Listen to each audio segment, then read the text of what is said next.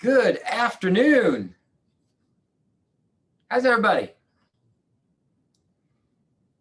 It is 4 o'clock and we had an appointment at 4 o'clock. I'm here. I love that about you, Ralph. All righty, so boy, I must have scared everybody away yesterday. We went from 60 to 58 to 15. My goodness. Was it something I said? Or is everyone freaked out that they have to spend 2 hours on Zoom tonight from 6 until 8? I don't know. Either way. It was the homework. Ah, there you go. Yeah, the homework. So speaking of the homework, right, we talked about a bunch of things over the course of the last 2 days that I kind of sent you off to do on your own. And I wanted to just review some of them. First and foremost, pages 19 to 22 or 23, that whole big why conversation. And no, not the grocery store, right? The big why conversation. Who spent time on that? Who spent time kind of working through what that why looks like in terms of the launch or relaunch of your business? I did. And how did that go? It was a little challenging, a little harder than I thought it was going to be. I had to kind of take a look at myself a little bit. And that number 20 kept coming up yesterday while I was doing it. Stop whining, stop the excuses and all that kind of stuff. Got it. So I mean, I wrote a few things down. It's funny that you say number 20 kept coming up, because one of the things that you'll grow to either love or hate me for is when I push those kinds of things out to you, they're like little brain worms, some of them, right? All of a sudden you just can't get them out of your head. You're like, oh, that Ignite guy, why did he say that? Because then you can't ignore it, because it's like you didn't know what you didn't know, but now you do know what you don't know. And that's almost right. More infuriating. So what did you come up with, Ralph? My big why is basically, I've been working in a union job for 25 years, and my day starts at 2:15 in the morning. So usually around 6 o'clock, I'm ready to go to bed, but not tonight because I'll be here till 8 o'clock. But anyway, let me see, union job, pension, benefits, all that stuff. But at the end of the day, it's you get up, you don't do anything. And real estate, I always wanted to be in real estate and sell houses, but get to know people like that and stuff. So now, as I'm getting a little bit older and a heart attack later, I'm like, it's time for me to take care of myself a little bit and pardon the language, but screw everybody else and take care of me, my family. And if something happens to me, my boss will replace me tomorrow, without a doubt. And it took me 25 years, but the aha finally hit. Yeah, I love it. You know what? It doesn't matter how long it takes to have those ahas, as long as you finally have them. And then the most important part is obviously to start taking action on them, right? Right. So doing that work to say, what does this bring me? What does it bring my family? What benefits? One of my favorite coaching questions when someone says something like, I just didn't do the lead generation that I said I was going to do. I said, that's awesome. Tell me what benefit you derive by not doing that, by not taking that action. And it has people scratch their head because it seems like the wrong question, right? What benefit do you derive from not doing the thing that you said you were going to do? That is that activity that actually drives things forward. But here's what's real.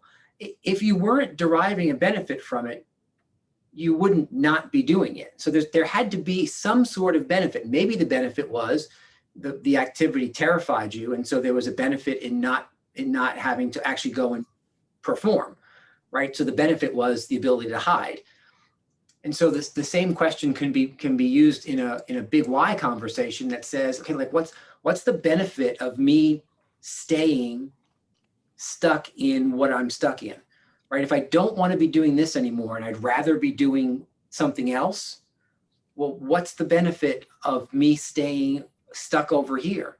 And when you can't come up with one, you've now kind of taken that step to say, all right, well, if I reorder and reorganize the activities that I focus on and start creating more success over here, can I slowly start to just turn that ship and eventually walk away from the union job, or eventually retire with my pension, and then also run a business over here?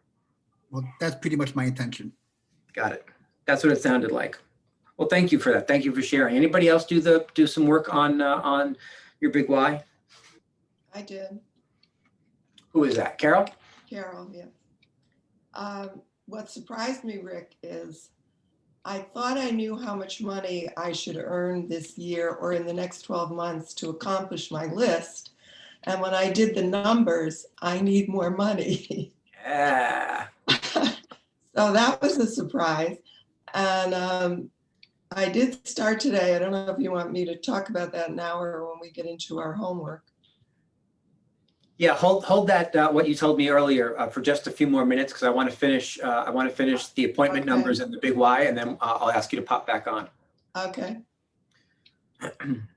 So Carol kind of naturally brought us to that second piece of homework, which was taking your ideas about what you want to earn from an income perspective in real estate and turning that into, based on the formula that we outlined, turning that into appointments per week that you need to focus on.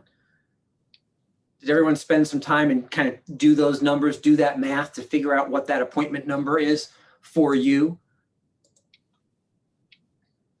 So why don't you do this?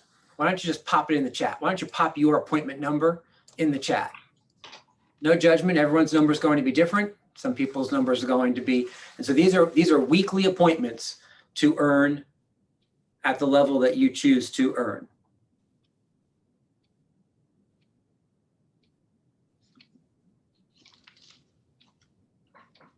Wow, that was overwhelming.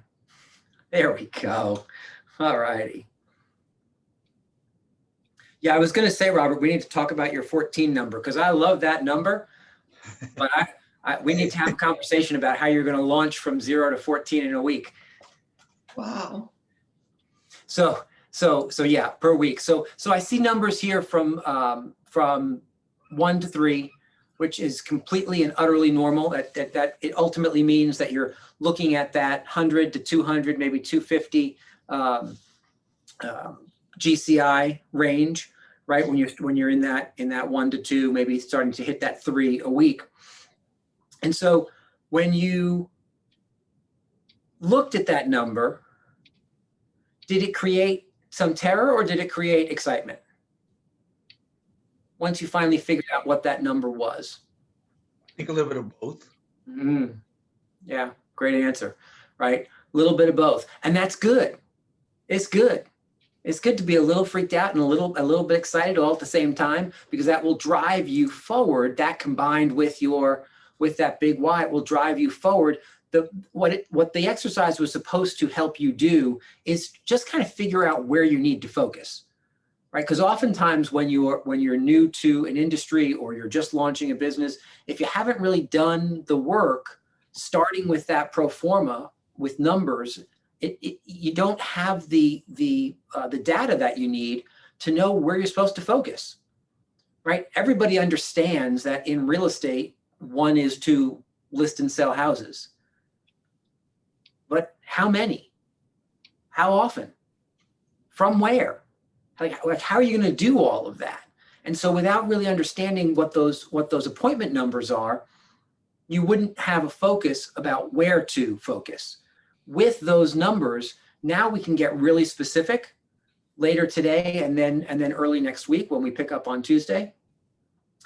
Do remember that we stop at 5:30 today, so that we can all take a smidge of a break and have a little dinner or whatever you're going to do before we dive back in at 6 o'clock for risk reduction. And so, so creating that focus, starting with those numbers.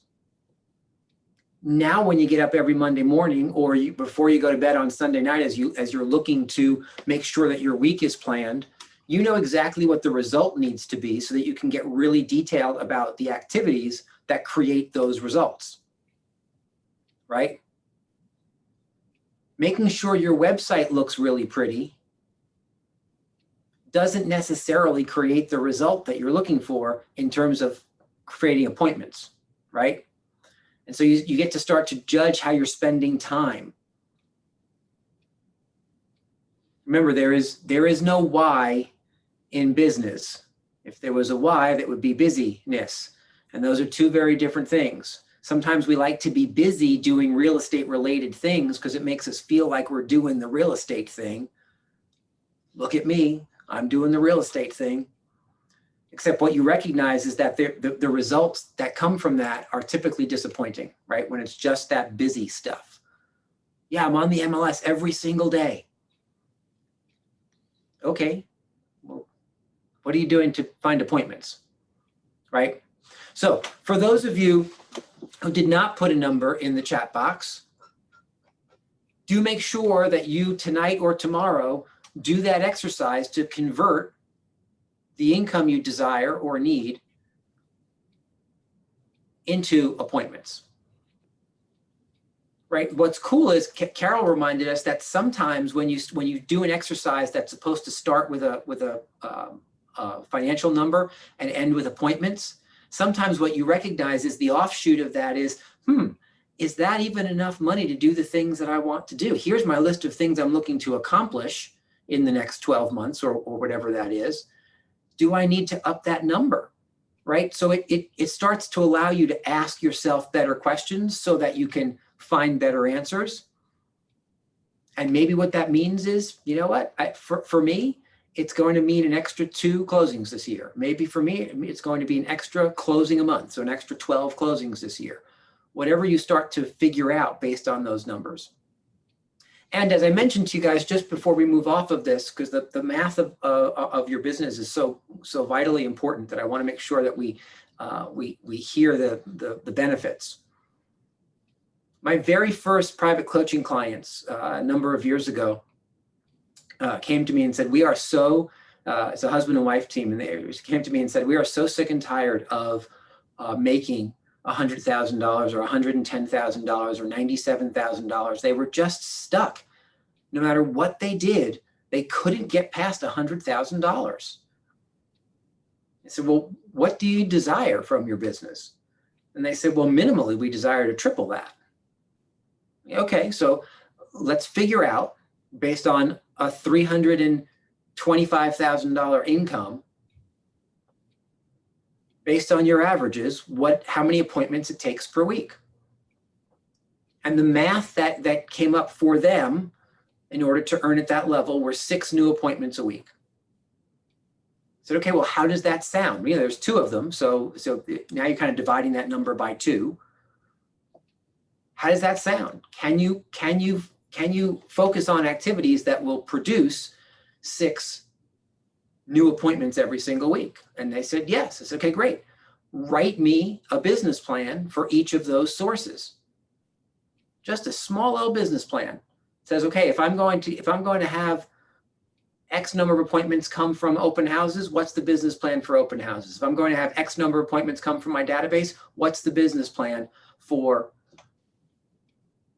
the database? And so in our next call, we had a conversation and they showed me 3 different business plans, or I should say one large business plan broken into 3 different focal points. And then they just started. They reported to me every single night how many appointments out of the 6 they had gone on, cumulative for the week. And within 12 months, guess how much money they were making? $300,000. Tripled their business in 12 months because of a simple focus on appointments. So when I tell you I've watched it work, I've watched it work. By the way, here's what's fun. They then kind of got stuck in that 3 to 350 range. So now the question is, okay, well, where do you want to go next? The answer is 6. Okay, let's do the math on 6. What does 600,000 to you look like from an appointments perspective? How do we get there? Need to add a couple of more sources of business and probably another person or 2 to the organization. However, it's certainly possible to keep pushing and climbing. However, my point is this. It all started with focusing on appointments. And if they were on this call, they would tell you that when we talked about it, they thought I was insane. I think they thought, like, what are we paying this guy for? Really? Just focus on appointments every single day? And that's going to magically change everything? Well, it wasn't magic, and yet it did change everything. So if you didn't do the work, make sure that you get that done. If you did do the work, make sure that that number that you came up with is a number that you are willing to commit to. I want you to really marry yourself to that number. It's not a number that you look at and say, oh, well, I didn't do that this week, so better luck next week. It's a number that you are committing to, right? And to commit means to do whatever it takes. So be really clear about what that number is before you decide that that's what you're going to work from. Because then you need the CEO you needs to hold that employee you accountable to hit that number every week. And we're going to spend time going through sources of business to help you figure out where that's going to come from. Make sense? Yeah. Okie dokie. All right, and your last piece of homework was to make at least 2 business calls between the time we finished last night till the time we started today. And so tell me how that went. What successes did you have? What challenges did you have? Carol, you're unmuted. Go ahead. Hi. I decided to start right after Crush this morning. Came into my office and I started getting very nervous. And I couldn't understand why. And then I remembered what you said last night, that even an actor who's experienced will be nervous before they start to talk. So I forced myself to make my first call. I was very uncomfortable. This is a woman I had not talked to in 2 years. She was a wrong number. She called me 2 years ago, it was a wrong number. We started talking about real estate and I kept her in my database, but I didn't follow up. So in March, I sent her a nice note. Well, I called her today. I was very nervous. She was on her break, perfect timing. And she said to me, of course I remember our phone call. And I loved the card you sent me. I'm so happy you called. Well, of course, then I was relaxed. And I was so happy I forced myself to do that. And then before we ended the conversation, I did say, who do you know? So she said, well, Carol, right now, I can't think of anyone, but you can be sure I like you. And when I come across someone, you are the one. So I was feeling great. I made 7 calls, actual calls, talked to some people, left messages. I wrote out 13 prospecting letters to get in the mail. I sent an email to a past client because his neighbor's house just came on for $4 million. I'm trying to get his listing again. And I knocked on my neighbor's door. He's a builder and I left some information for him. So thank you, Rick. I finally got working again today.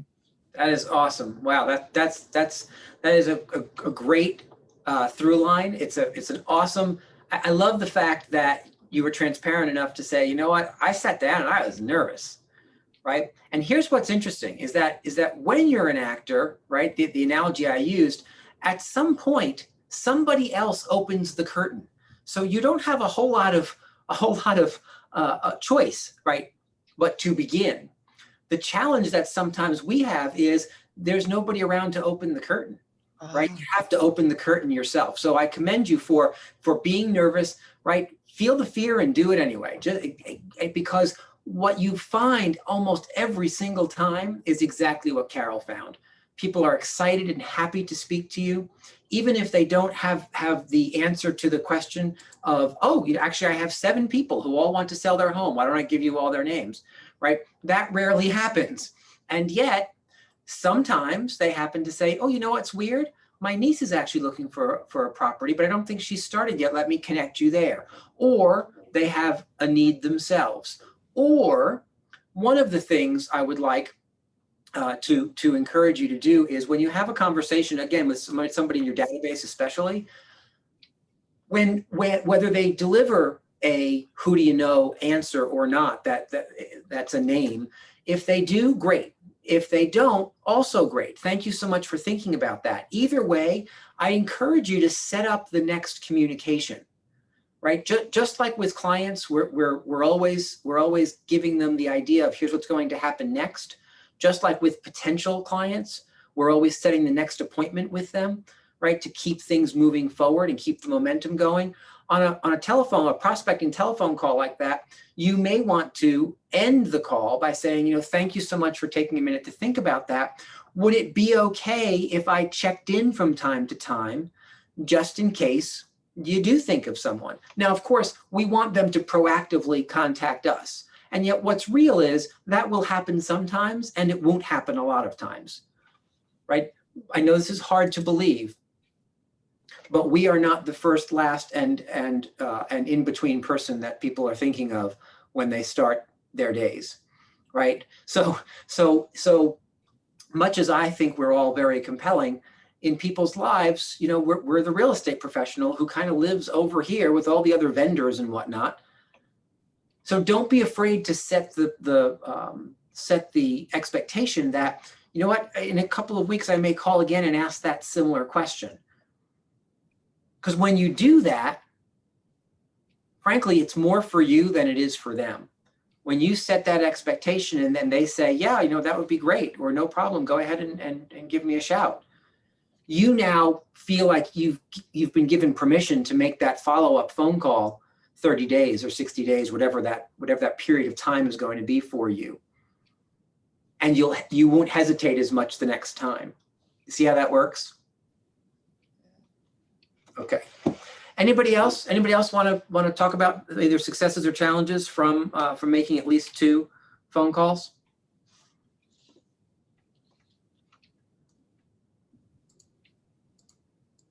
Go ahead, Donna. So going off of what Carol just said and actually what you just said, I had a funny thing happen to me. As soon as we were off the call yesterday evening, I received 2 calls from people referring business to me. And, so just to say that not only consistency of doing it on a regular basis, but of course, time on the task over time, it does start to, and both of them were from my other sphere, my other tribe, my dog people, who said, oh, I bumped into somebody today. One woman was like, what bumped into? It's a guy that I bank with. He said, Bank of America. He happened to mention real estate. I thought of you. I gave him your number, but then, I gave it blah, blah, blah. And I'm calling him again today to make sure he reaches out. And I'm like, okay, Janice, thank you. I'm getting right on it. And the other one was a dog person also who said, oh, I have the person for you. She sold my house. So, your advocates start working out there for you. And it's wonderful when I think the energy that you put in, it all comes back to you. It may not be exactly that call that you made, but somewhere out there it's working. Yeah, so a couple of things on that. First and foremost, for those of you who don't know, Donna also breeds and is a show judge for Yorkies. Pembroke Welsh Corgis and some other breeds, but yeah. Yeah, right. So when she refers to the dog people, she's not actually speaking about bizarre alien type people. They're not actual dog people. They're just people from her dog world. And but I think what's important about what Donna just mentioned is when you start to consistently prospect for business, sometimes it feels like the business just drops out of the sky, right? And here's what I want you to be really, really cognizant of. Never decide that it just dropped out of the sky. Always tie it back to the activities that you are doing, because that will just continue to pump you up saying, you know what? Because the reality is, I happen to know that Donna does for that dog sphere stuff, right? She's got them on some sort of a touch program. She connects with them. There are events. There are things that she does to stay in contact with them. So it wasn't out of the blue. It had everything to do with all of the work that Donna has put in. It just didn't happen to be an outbound phone call. That's okay, right? Success comes from outbound and comes from inbound. And as long as you recognize as business owners to make sure that you give the business and your activities the credit for creating that, because if you don't, here's what happens. It starts to get in your head thinking, you know what, I'm doing all of this, but things are just falling out of the sky for me over here. So why am I bothering to do all of this? No, that's not the way it works. Because I guarantee you, if you do nothing and just sit and stare at the phone will not ring. That's not the way it works, right? You have to be doing some activity to create the inbound phone calls happening. It's frankly, guys, it's the goal, right? The goal is to be doing your prospecting and your marketing, all your touch programs at a level that is consistent enough and compelling enough such that when people do need services, they do think of you, right? That's the whole goal of it. And it doesn't happen overnight, and it doesn't happen by itself. Anybody else have a success or a challenge? Go ahead, Anna. Yes, hi. I would like to share my story. So I got in touch with, hey, maybe we can do something together. Like, let's do some seminar online. He said yes, and we get very engaged. And after 30 minutes, I get a referral from him. He said, Anna, I like to handle. She's looking for, buy a house in Connecticut or in Westchester. And I said, of course. He said, I think she's such a lovely lady. She will really a good match for you. I said, thank you. And I'm keeping in touch with him. So I love that. And so you cut out a little bit in the beginning. Who was it that you actually connected with? Oh, yes. He's a mortgage broker from Total Mortgage. Got it. Brand new agent too. So I'm trying to get him, pass him my energy level, that we need to do a lot of stuff together. I love that. Right. And so see, again, there's a perfect example of when you get into action, stuff starts to show up, right? Because without taking that action, Anna wouldn't receive the inbound on the other side. Go ahead.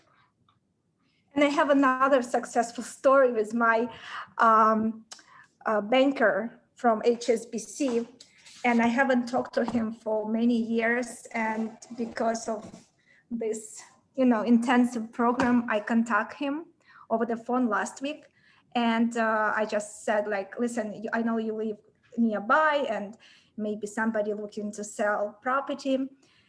And he said, sure, Anna, send me your cards. So I sent him my cards. And he called me last week and he said, Anna, I'm keep giving your cards. You should expect a lot of phone calls from my neighbors.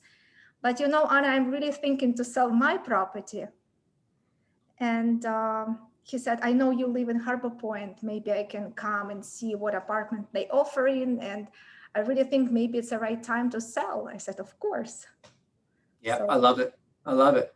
Right. Again, be in activity, guys. Because if you're doing the things that your colleagues are describing that they're doing, notice nobody said I just sat around and things fell from the sky, right? There's activity behind all of it.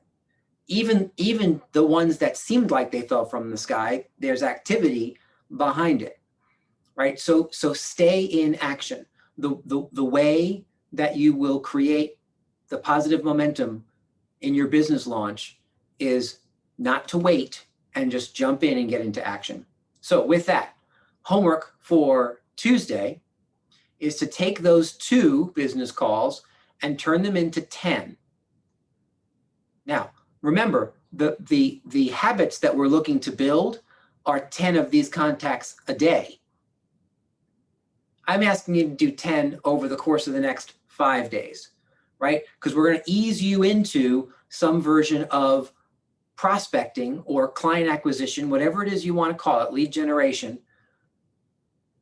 because your success in real estate will absolutely be dependent upon the number of people that you choose to speak to about real estate every single day, as evidenced by what your colleagues just reported to you, right? If you chose not to make at least 2 business calls in the last 24 hours, here's what I would like for you to consider. There is a bold law that says how you behave in here is how you will behave everywhere. And what that means is, in a classroom setting, if you decide to roll your eyes and say, you know what, that's a silly exercise, I don't think I'm going to participate in that, it is likely that you will choose not to participate in the actual activity that you need to do to actually create results in your business, right? How you behave in here is typically not different than how you behave outside of a classroom setting. So just be cautious around that. Be cognizant of it. You can make decisions. Again, I'm not your father. You all can make decisions the way you choose to make decisions. It's your business. However, as a real estate coach, what I can tell you is, if you choose not to be in activity because you're in class now, and I'll start the activities once class is over, minimally, you're going to be 4 weeks behind everybody else, right? You see how that works, right? So minimally, that's what will happen. And what experience tells me is, if you choose to put off the activities while we're in class, most people then don't start once we're out of class. Because if you were going to start, you would have just started now. Guys, my goal for you is not to teach you how to run a real estate business and launch your real estate business. It's not necessarily to teach you how to list a property, how to work with a buyer. We will cover all of those things. But the goal of our time together is that you leave here 3-4 weeks from now, whatever we're at, with business, with signed buyers, with your first listing, with opportunities, with a database that you're cultivating, right? So don't hear the homework as a suggestion. Now, again, who am I? I can't force you to do anything. Yet I am doing more than suggesting it. I am encouraging you to step into your business launch and do that with some of you with a little bit of blind faith that we got you on the other end, because I can see some of your faces, right? Some of you are like, okay, so that's great. I'll start doing that. And then what's going to happen? So what if someone says yes to me? Like, then what do I do? So again, here's the promise I will make you. If that happens, flail your arms about like this in your little Brady Bunch box and say, help, help, help. A buyer said yes. Now what do I do? And we will make sure that we cover you to make sure that you don't miss the opportunity of that business, right? Sometimes that means pairing you with one of your colleagues who does have the experience and does have some polished tools or knows some of the scripts a little bit better to help you move forward so that you don't miss out on that particular piece of business. Sometimes it means co-listing something so that you can learn from someone else, literally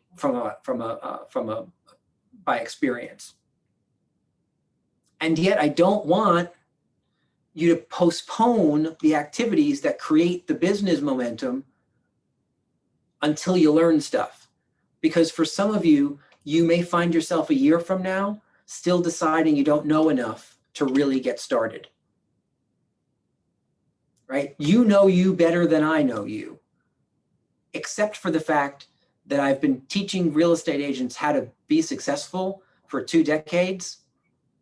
And so I probably know you a little bit more than you think I do, right? Because there's a group of you on the call who are like, why does he keep going on and on about this? Like, can't we just get on with it? I'm good with that. Let's go. And then there's another group of you on the call who understand exactly what I'm talking about, and you feel a little bit challenged by this conversation, right? I get it, and I support both groups.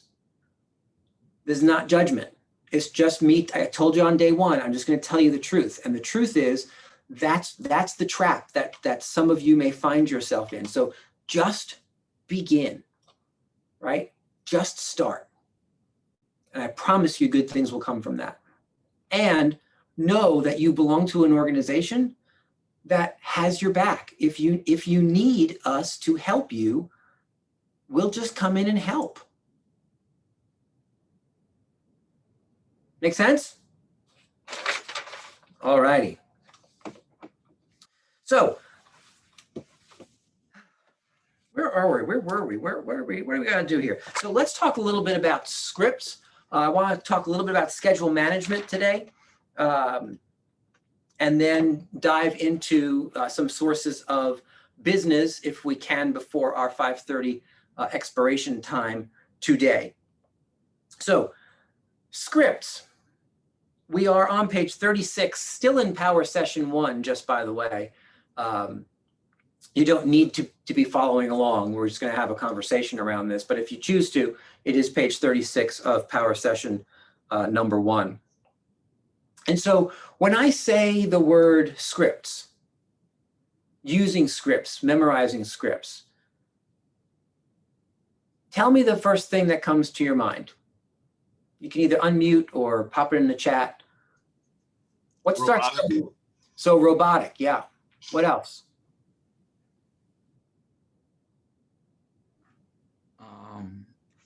Actor, actresses.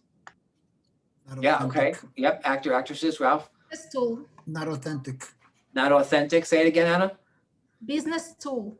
Business tool, yeah. Practice. Practice, yeah. Sean.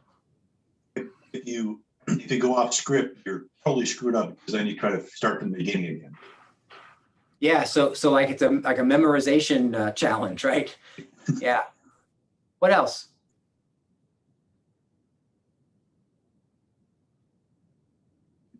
Yeah, so those are all excellent. And here's what, so go ahead, Donna. I was going to say one of the things that I love about scripts is I don't have to worry about what I'm saying, so I can fully listen to what the other person is saying. Yeah, there's a gem, right? It removes your ability to have to think about what you're going to say so that you can actually be present and listen to what the other person is saying. Erica? Absolutely, you are empowered. Yeah, oh, I love that word. Prepared. Yeah, prepared and empowered, right? So here's what's so much fun. Mental conditioning, Jackie Eep, I love that idea, right? Mental conditioning, it's getting your head set for what it is you're about to do. So here's the conversation around scripts, right? Love them or hate them, they are the tools of your trade, right? As a salesperson. And instead of scripts, I like to call them words that work, because that's what they are. They're just words that work. I was having a conversation with someone the other day, and they asked me, well, in this scenario, what is it that you think the best path forward is? And I said, well, if it were me, I would kind of start here and talk through this, and then move to this, and then move to this.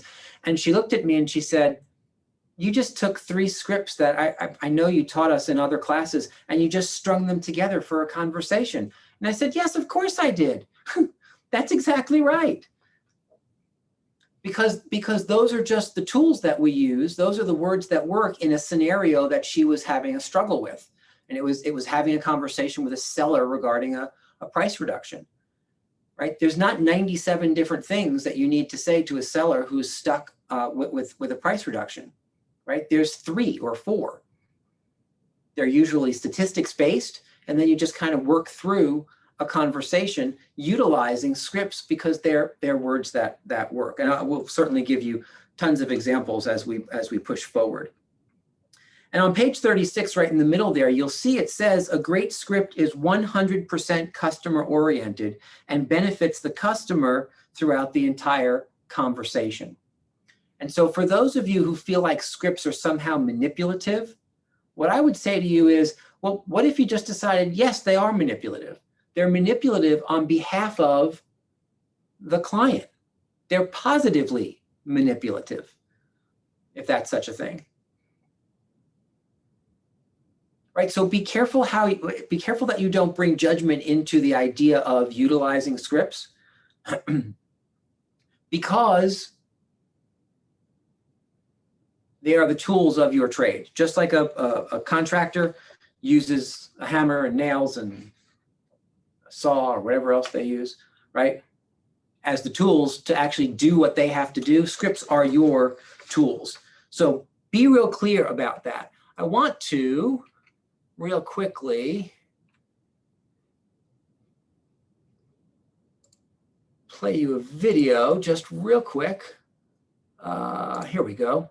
So again, this is just another 1.5-minute video with my friend Jeff Glover, who talks about scripts and how to use scripts. Do take a couple of notes because I want you to give me some ahas when we finish.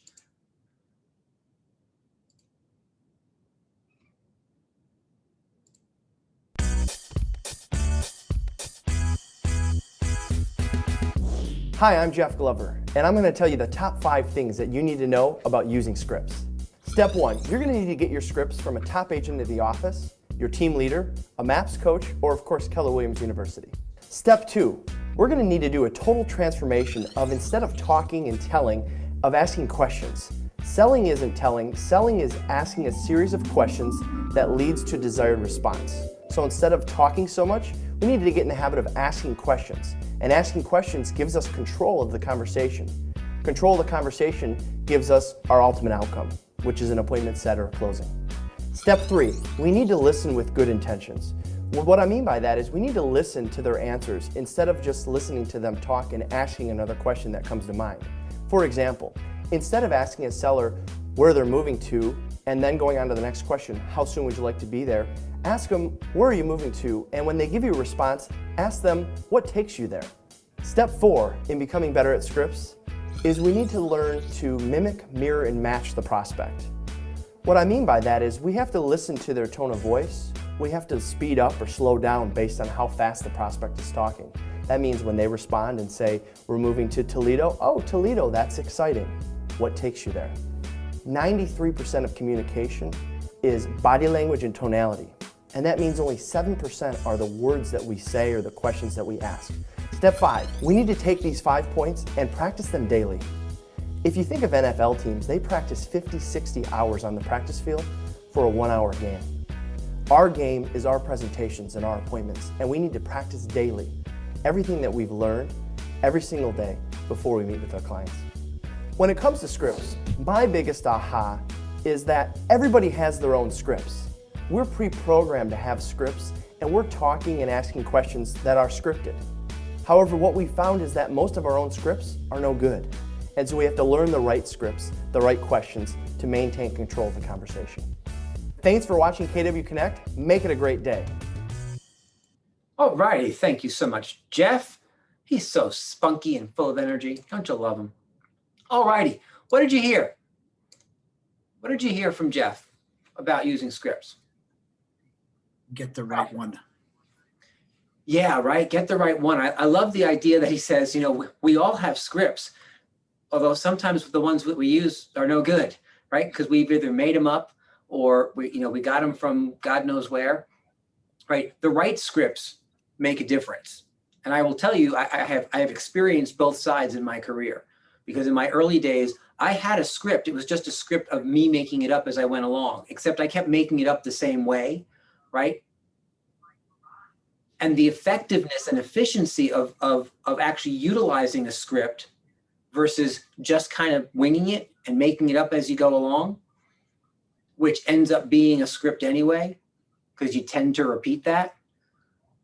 My listing appointments, I'm not kidding when I say this, my listing appointments used to be 2 to 3 hours long before scripts, 2 to 3 hours long. Can you imagine? Christina is horrified.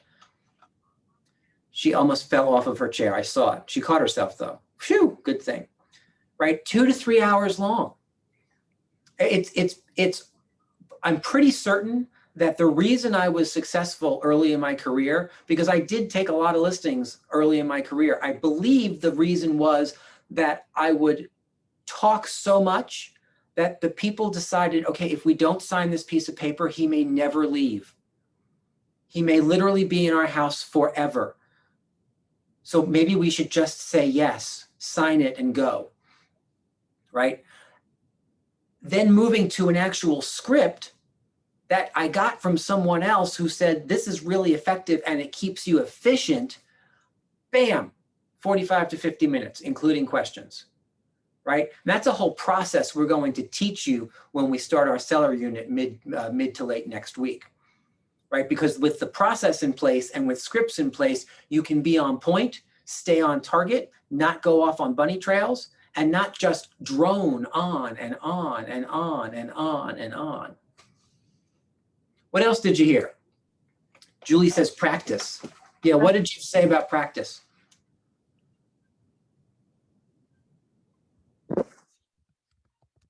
Daily, right? He said practice daily. Just in case anyone's unclear, daily means every day.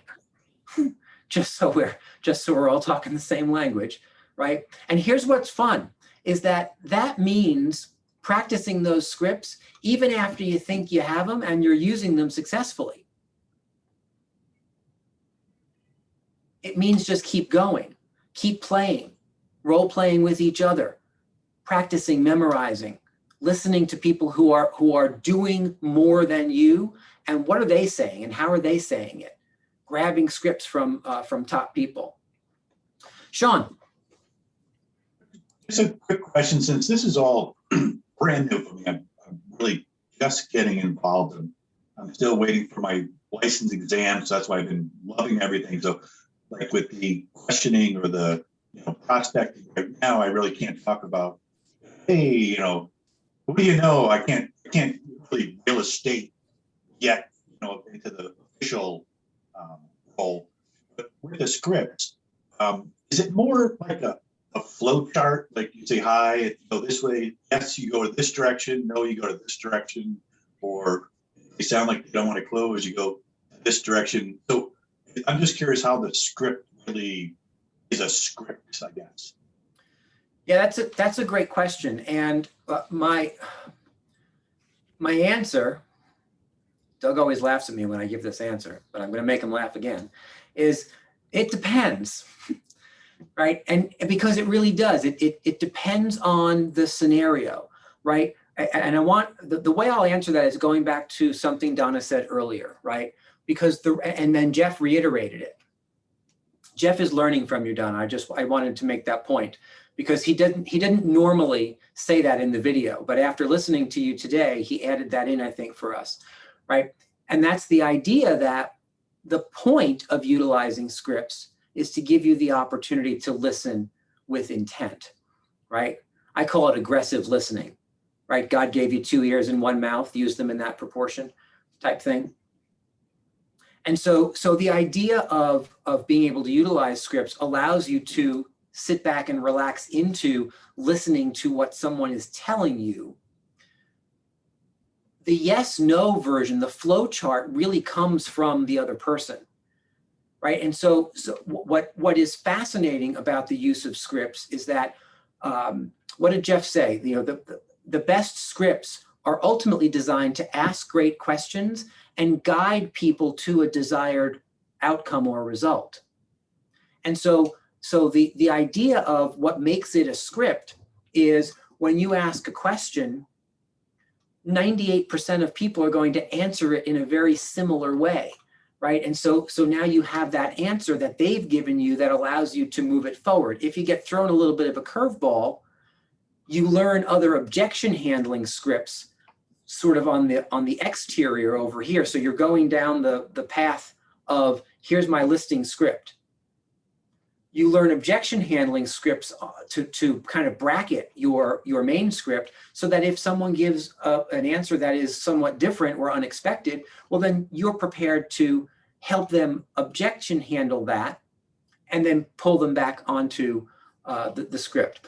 It's it's easier for me to demonstrate that, and I will absolutely do that for you next week, than it is to give you a detailed answer. But that's the best answer I can give. It's not necessarily an if then, and yet there's a portion of it that in your brain, especially if you're like a high C behavioral style that likes, you know, flowcharts in Excel, your brain will start to work that way. Mine does.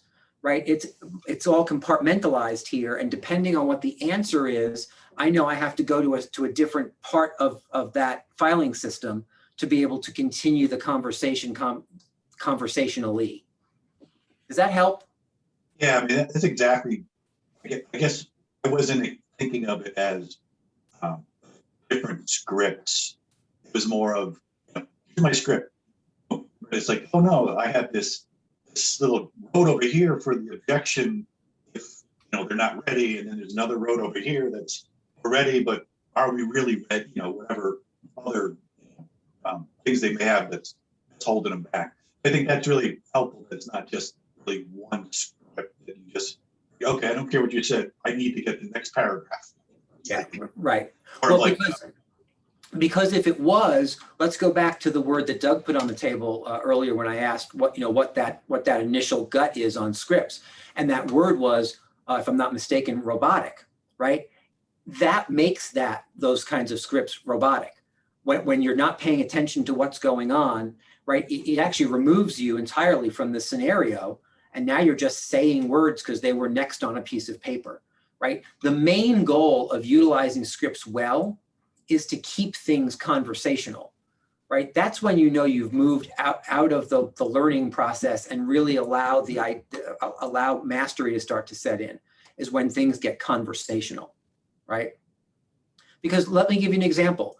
How many people know who Meryl Streep is? Just by a quick show of hands, right? Arguably one of the best actors to ever walk the planet, certainly one of the best actors alive today. She's won numerous Academy Awards, numerous other awards. Quick fun fact, did she write anything she ever acted in and won an award for? Were they her words? Was it her life story? No. She used somebody else's words that were written for her to give her the parameters of how to behave in a certain scenario. And then, like all good actors are trained to do, she knew the things she had to say, but more of your time and focus is spent on listening and responding to what's going on around you. That's what allows people to feel human. That's what allows conversation to happen. That's what allows buyers and sellers to be attracted to you, right? There's that level of, oh my goodness, this person is so focused on me and my needs, and that's appealing to me, right? Rather than, you know what, I think I could say anything. Well, what style of home are you looking for? You know, a cheeseburger with pickles. Great. And did you want 4 bedrooms, or, well, no, I just said cheeseburger with pickles. Were you not paying attention? Right. And there are some professionals who would fall into that because they're not taking the time to actually make it conversational. it's just the word script always, gets me locked into like Comcast bill. Oh, did you like turn on or turn off the cable modem? It's like, yeah, okay. Right. Did you? No. That's why I like to call them words that work, right? Words that work. Let me give you one more example. Then we're going to Georgia and Lisa, and then we're going to move on. Actually, let's go to Georgia and Lisa first, then I'll give you one last example. Go ahead, Georgia. So I had kind of a story, I guess, about that. I got a phone call earlier today, and it said it was from Elizabeth. I don't know an Elizabeth. And the guy was clearly going off of a script about auto insurance or something like that. I couldn't focus because it said Elizabeth and a man answered the phone. And so he's asking me if I'm paying for auto insurance. And I said, I'm confused. Your name, just, to mess with him. Your name is coming up on my phone. Yes, Ralph, your name's coming up as Elizabeth. And then it's like he didn't hear anything I had just said. and goes, well, I'm not asking you to make any changes right now. Continues on with whatever he's supposed to say. And then I was like, am I talking to Tana? I was like, am I talking to a robot or is this a real human? So I said it again. I said, your name is coming up as Elizabeth. And he goes, my name is Mike. And I was like, oh, so you are a human. You just suck at listening and having a conversation. So that, I think that was weird. Also, I wanted to add about the video that we watched. What I gathered from it was, I think I forgot about the part where we have to mirror the person that we're talking to. And for me, it just means I need to practice more because I know that they do work. They do make me more confident. But if I do practice more, I'll be able to focus more on what they're saying to me rather than worrying if I'm actually staying on the script or not. Yeah, I love that. That's great insight. You know, I knew I loved you for a reason. I couldn't quite put my finger on it, but the fact that you chose to mess with that guy, now I understand why I like you so much. And we've never even met in person, I don't think, right? We haven't met in person yet, have we? One time when I came into orientation, you were like, this is me, I'm the guy on Oh, yes, that's right. You're 100% right. You were down in the conference room. That's right. And so the idea of mirror and matching, let's just spend a half a second on that, right? Recognize why that's so important, right? If you are, so take me, for example, I tend to talk fast, right? I talk with my hands a lot. If you have somebody sitting across from you who maybe is from the South, who is just a much slower person, right? Doesn't talk with their hands very much. Guys, it's like painful for me to talk slowly. And really has a different pace than you do.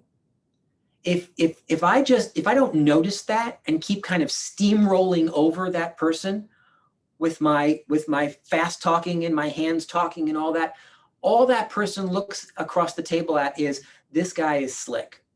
I don't think this guy is for me, right? I don't win that business because I'm not noticing how that person behaves naturally and what might be more appealing to that person, right? And so when you start to recognize that and take it down a notch, or someone who doesn't speak loudly, right? Someone who kind of pulls back and has kind of a softer tone.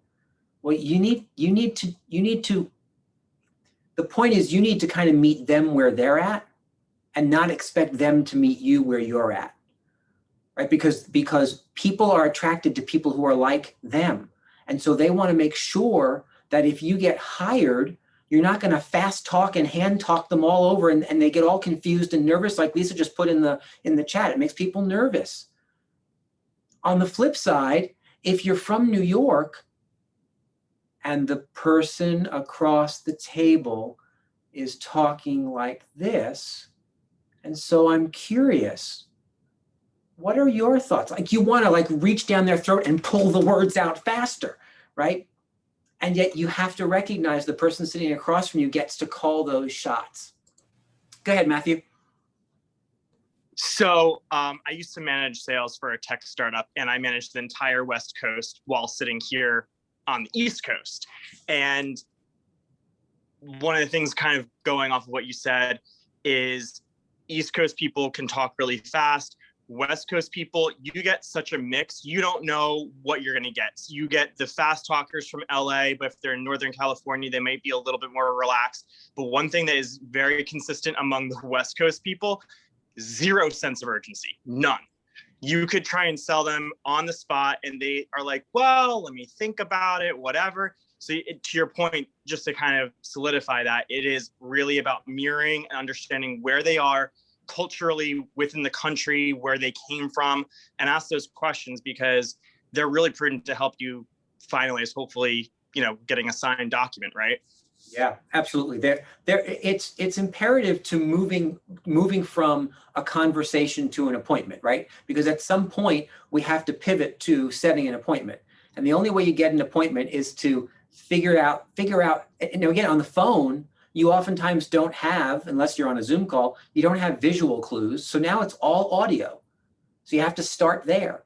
Then when you finally meet in person, whether it's Zoom or in person, right? You now have some visual clues, and you continue to learn, because it would be lovely if you could send every single person you talk to a little questionnaire that said, before we have any real conversation, could you answer these 7 questions for me?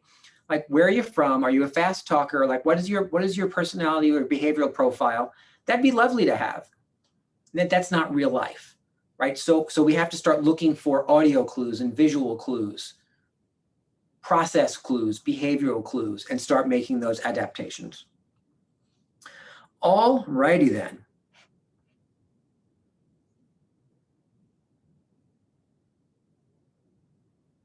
So let me give you quickly the four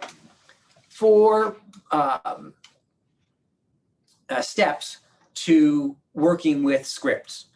And then I'm going to show you where to find a whole book of scripts so that you can start checking those out.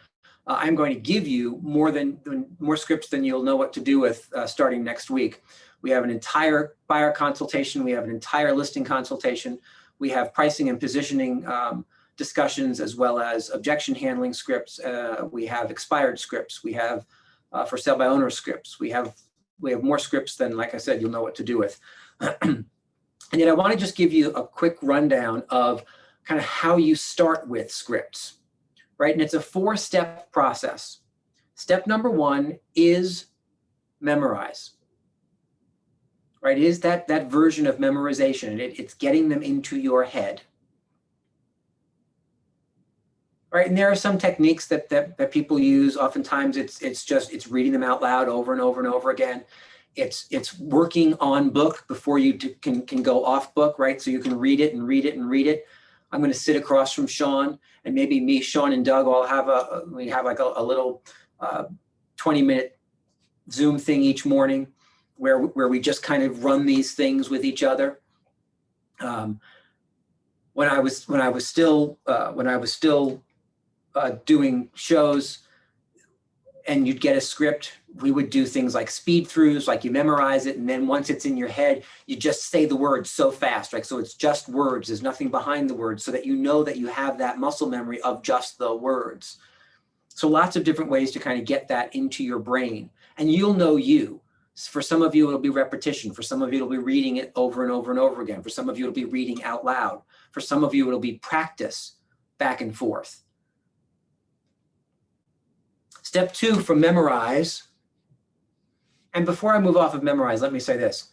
When I say memorize, I really do mean memorize what is written, right? Memorize what is written. Don't decide that doesn't sound like you and change it, because the scripts are written, remember, they're words that work. And so they're written in a certain way to, as Jeff Glover told us, to help elicit a certain response. When you start to change it, you change the psychology behind those scripts, right? So it may feel like it sounds more like you, except you've taken away the important emphasis in that sentence or paragraph, and therefore it doesn't quite bring the same result. Therefore, you kind of scratch your head and say, "See, I knew these scripts didn't work." Right? You see how that can be problematic? So memorize what's there. Right? Again, Meryl Streep doesn't get the script and say, "Oh, you know what? I'm just not sure she would say these lines." Because maybe Meryl Streep has earned the right over all this time. And yet, for the most part, like when you're hired as an actor, you're hired as the help, the talent. You're hired as you go bring this to life. Don't change it. The writers did that, right? And the director and the writers will decide to change something if the director and the writers feel like it needs to be changed. You're just the talent. Go and memorize, and then go produce what you need to produce. Go ahead, Joanne. Just a caveat there. When you memorize it, it becomes more natural and not so robotic, because then it just flows.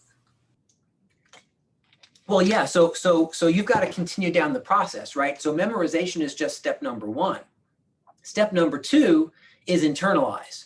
So you've got memorize, then you've got internalize. And this is what Joanne's starting to talk about. So the more you memorize, it kind of leaves your head and kind of sinks down into your body. So memorize, then internalize, and then step 3 is customize. Now here's what customize means. Customize doesn't mean decide that you don't like it and change it. It means customize it based on the scenario that you are in and called upon to use it in.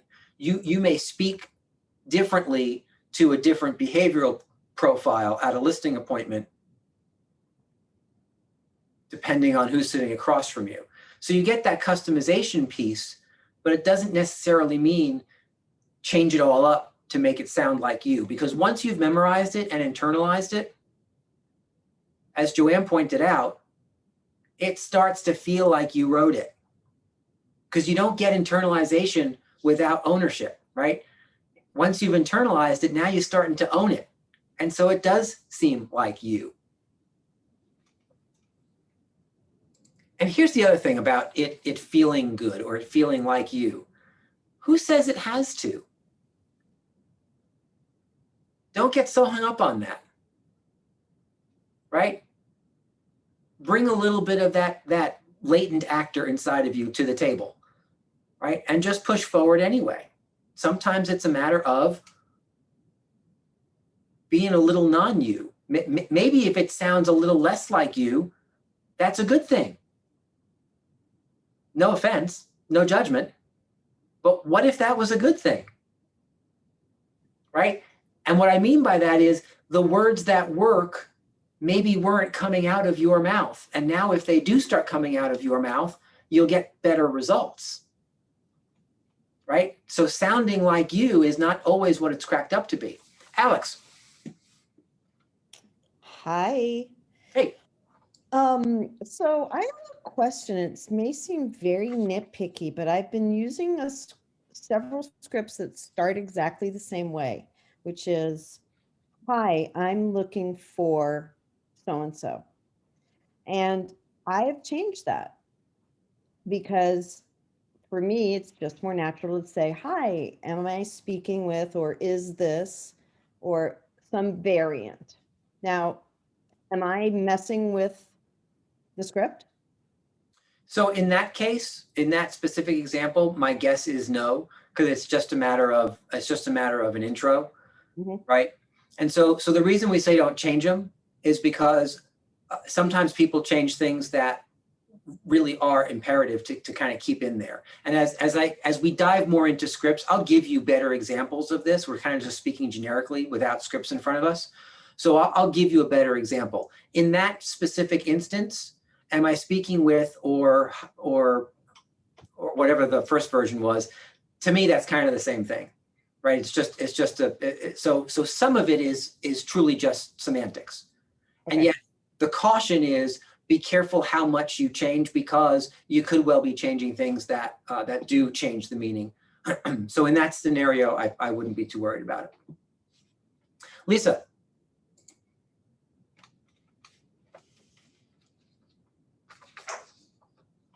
Nope. Okay. And then step number 4, capitalize. So memorize, internalize, customize, and then capitalize, right? Those are those 4 steps in terms of getting those scripts kind of into your bones and into your body so that they become second nature. One of my favorite things that I hear from you guys post Ignite, you know, as your career is taking off and really launching, is someone will come back and say, hey, you know what? It was so cool. I was in a listing appointment and someone asked me a question, and without even thinking, I had this answer that we learned in whatever class that I learned in Ignite, or that I learned in this other class. And it was so seamless. And guess what happened? I said it and they listed, or I said it and they answered the way that you said they would. It was like magic. I'm like, well, it's not really, I'm thrilled for you. And yet it's not really magic. It's the whole point of utilizing and teaching scripts, right? So I oftentimes will sit with some of our agents who are struggling with a buyer or a seller and have a conversation, all of us. And usually I do that with sellers. And it fascinates me that every single time I do that, the agent after we're done, will call me afterwards and say, thank you for your help. I appreciate it. And I say, oh, absolutely, of course. They said, one thing, I can't believe you actually said the words that you say to the actual seller.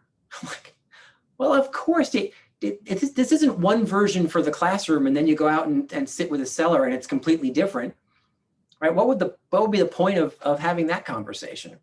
So yes, every single thing that we're going to talk about, the things that I'll teach you in terms of talking with sellers, talking with buyers, objection handling, certain things, they're 110% the scripts that I use every single day with a buyer or a seller, were I in the field every single day.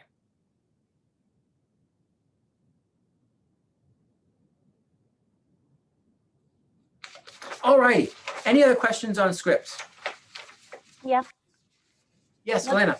Not a question. I might add, or you can tell me what's your opinion. So I want to ask you if you think the book know exactly what to say might contribute to this topic we're on, because I read it, I loved it, and I think it might change perspective for somebody who hates scripts. And another book that I wanted to ask your opinion is the book of Yes that I bought first when I got licensed. It's literally the book of scripts. And what do you think about that particular book, if you, of course, you know it? Yeah, so the first book that Elena is talking about is called Exactly What to Say, and it's written by Phil Jones. I did promise a mastermind around this, and I have not forgotten about that. We will likely do that in the second half of May. We just had to push it to get some other things in ahead of time. So we will do a mastermind around this again in the second half of May. So if you want to grab the book and read it, it does give 23 different versions of cool scripts. What do I think about them? I think they're excellent, right? I would encourage memorization and repetition of that book, and then work them into some of the scripts. Some of them are just kind of suffixes that you can add in front of something that changes the tone of things. For example, one of the things that I say constantly is, I'm curious, and then ask a question, right? Instead of just asking a question, to soft, because I know I can be kind of direct or very direct. To soften it, I'll add, I'm curious. Or to soften it, I'll add, would it surprise you to know that X, right? So there are a couple of suffix scripts that I use to round out my hard edges when I'm talking to someone who I think needs a little softer approach. And so I love what Phil Jones writes about. The other book I don't know, so unfortunately I can't comment on that book because I don't know it. But if you put it in the chat box, I'll add it to my list and I'll read it and I'll give you my opinion. Also, it's more general though. It's not just real estate. It's not specific for business. It's good. Got it. Very good. So let me show you real quickly where you can go to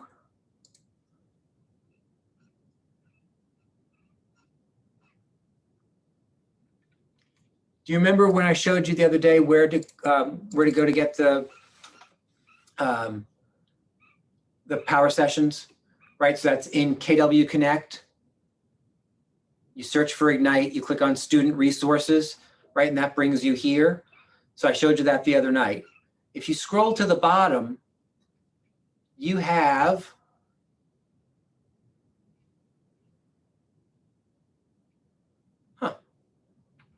where is it?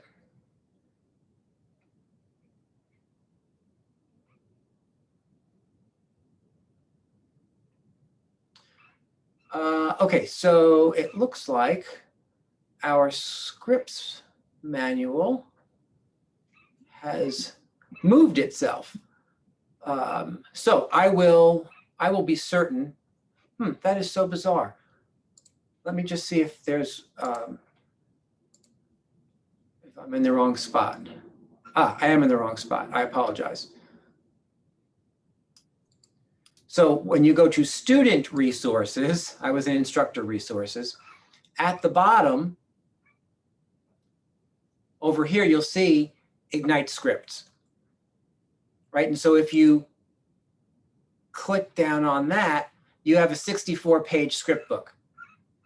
And you have everything in here from lead generation scripts to seller scripts, pricing, working with buyers, handling objections, making and receiving offers, negotiation scripts, right?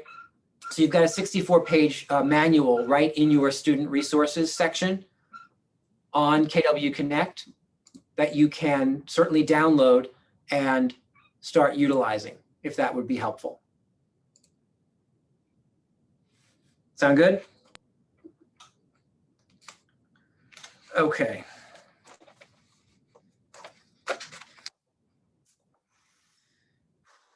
All right, so in the limited time we have left tonight, because again, we do stop at 5:30 to give everyone an opportunity to prep for our 6 o'clock risk reduction session, if you are joining us this evening.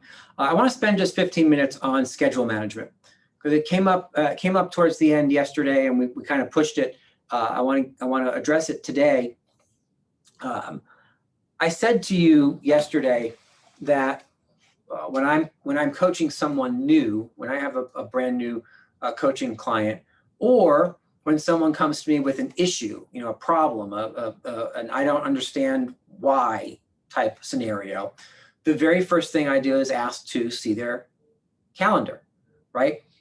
I want to see what's going on in their calendar, because that typically tells me exactly how we diagnose the issue, right? And so here's what I mean by that. Does your calendar reflect your goals? Do you have a $10,000 a year calendar? Do you have a $50,000 a year calendar? Do you have a $150,000 a year calendar? Do you have a $300,000 a year calendar? Right, your calendar will determine, because your activities will determine what you achieve. And so the reason I ask people that I coach to look at their calendar first and foremost, I started with a couple of new clients in an adjacent industry, but not in real estate, a couple of weeks ago, and I don't forewarn them that I'm going to ask about their calendar, because what I recognized was when I forewarned them that I was going to look at the calendar, I would get these calendars that were like color coded and special and fantastic, and I'm like, well, wow, that's really nice. So can you show me last month? And guess what? Last month didn't look so good. Certainly didn't look all fancy and color coded. So I found that people were kind of cheating me. So now I don't tell them. I'm like, okay, so the first thing I want to do, where do you keep your calendar? Do you keep that on paper? Is it in a book? Is it in your phone? Is it on your computer? Like where do you keep your calendar? And they tell me, great. So if it's in Google, let me share your screen, open that calendar, and let's just roll through the last couple of weeks. I want to just see what your calendar looks like for the last couple of weeks. And it's so massively telling to me. So then when they say things like, okay, so, so one of these folks said, my business hasn't grown in the last 2 years.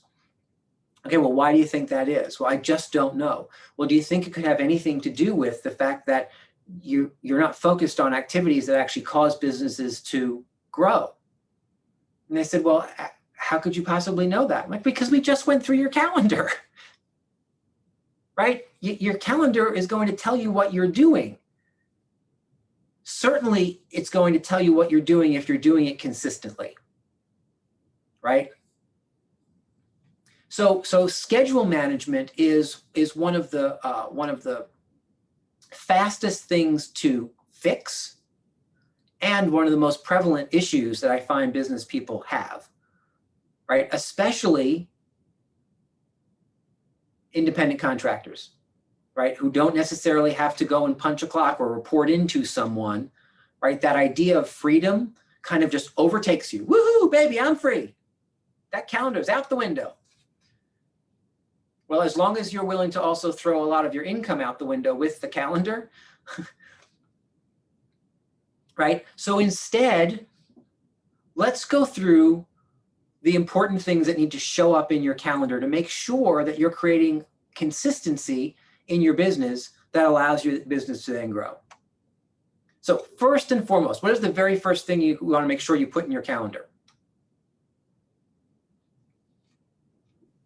Lead generation. Closing days.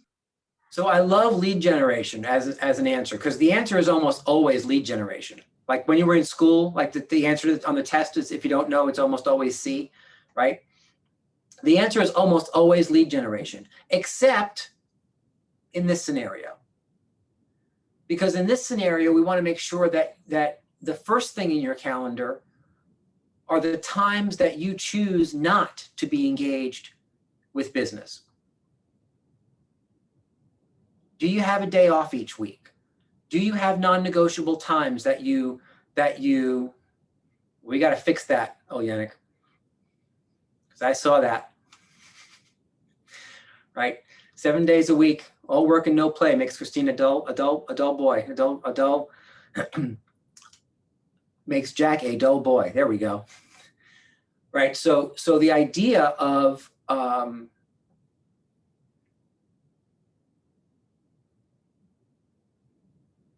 I got so distracted by not saying right that I lost my train of thought.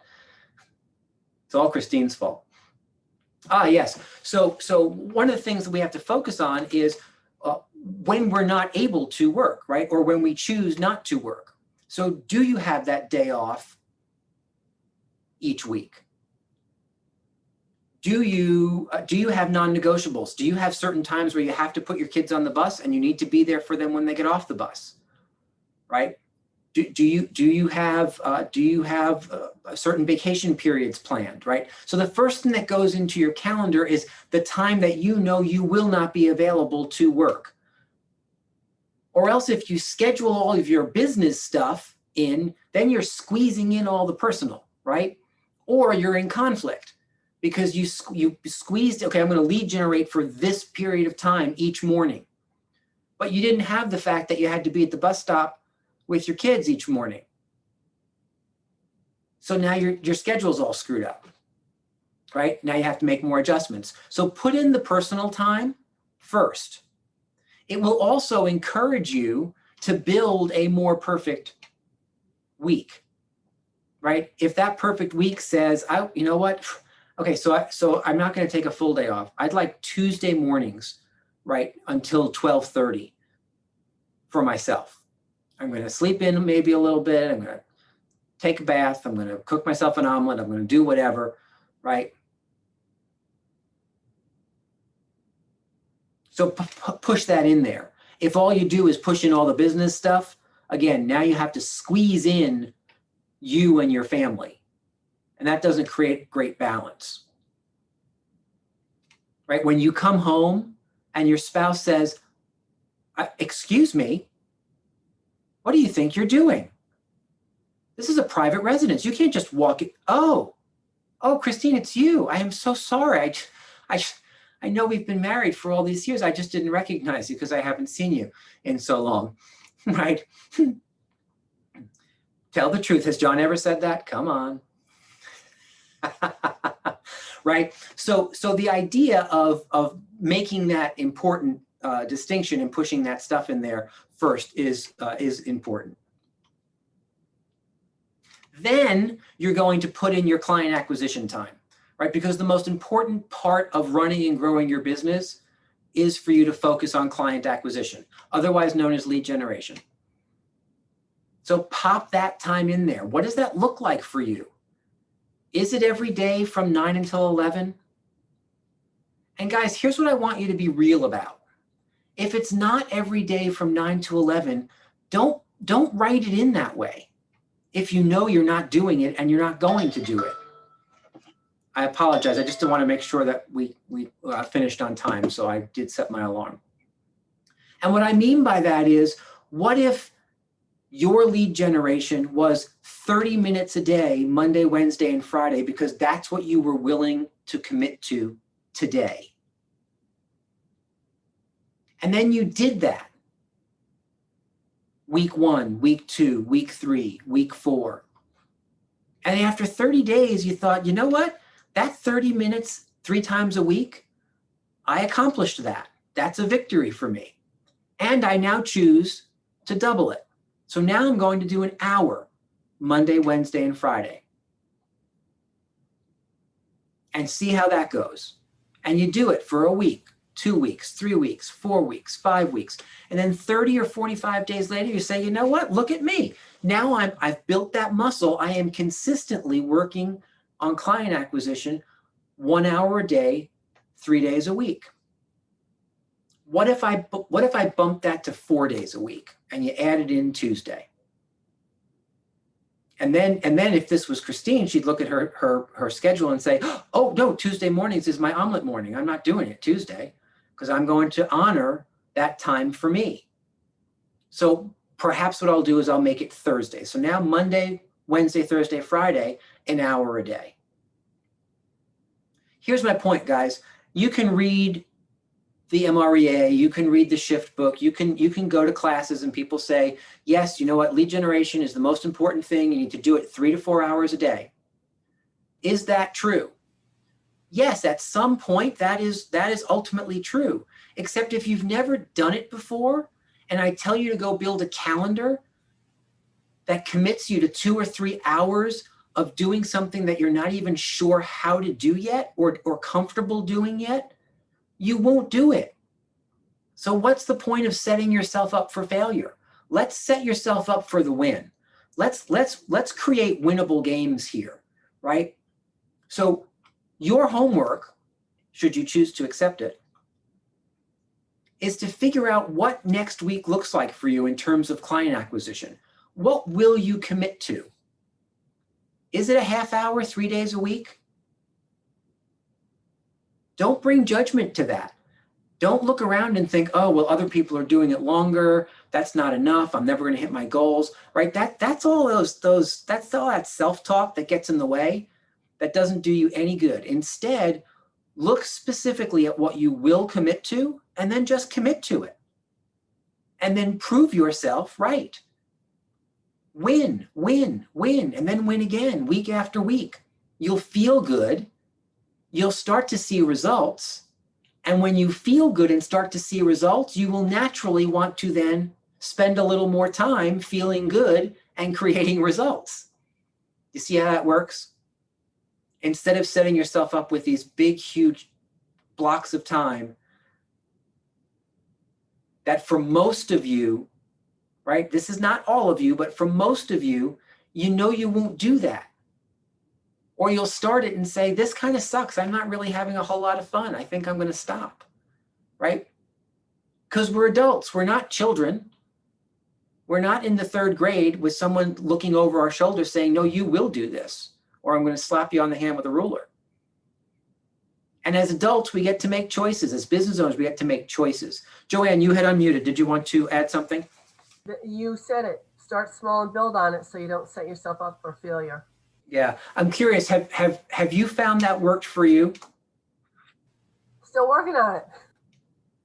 Because I did that whole big time block and yeah, I wasn't doing it. And I got discouraged because I wasn't doing what I should have been doing. I need to start and build on it. Yeah, yeah. So again, if you didn't write down what I said, write this down. Create winnable games. As you're looking for ways to continue to build your business, don't make it torture. Because as adults, we're like, you know what? You look around and you think, you know what? I'm too old for this crap. Why am I doing this to myself? Right?